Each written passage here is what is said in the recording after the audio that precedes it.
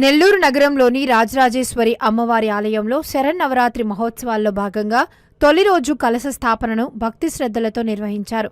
ఆలయ అర్చకులు శాస్త్రోక్తంగా పూజలు నిర్వహించి ఆలయంలో కలశాన్ని ప్రతిష్ఠించారు. రూరల్ ఎమ్మెల్యే కోటంరెడ్డి శ్రీధర్ రెడ్డి, సతీమణి సుజాత, అలాగే ఈవో జనార్దన్ రెడ్డి, ఇతర నేతలు ఈ పూజల్లో పాల్గొన్నారు.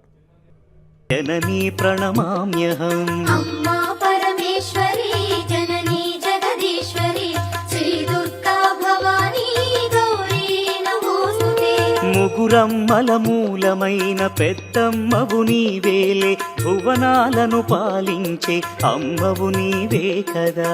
అమ్మా పరమేశ్వరి జననీ జగదీశ్వరి శ్రీ దుర్గా భవానీ గౌరీ నమోస్తుతే. రాజరాజేశ్వరి అమ్మవారి దేవస్థానంలో ముందుగా నిర్ణయించుకున్న ముహూర్తం ప్రకారం 6 గంటల 28 నిమిషములకు కలశ ప్రతిష్ఠ చేయడం జరిగింది. ఉదయం 5:30కి పూజ ప్రారంభించి 6:28కి కరెక్ట్గా కలశాన్ని అమ్మవారి దగ్గర ప్రతిష్ఠించడం జరిగింది. ఈ కార్యక్రమం చాలా వైభవంగా జరిగింది.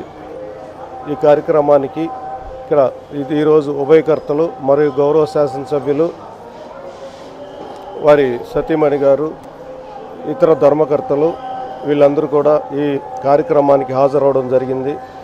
ఈ సంవత్సరం ఇక్కడ చేసినటువంటి ఏర్పాట్లు ముందుగా చేపట్టినందువలన భక్తుల ప్రదక్షిణంకి చాలా సంతోషంగా ఉంది ఇప్పుడే చూస్తుంటేనే.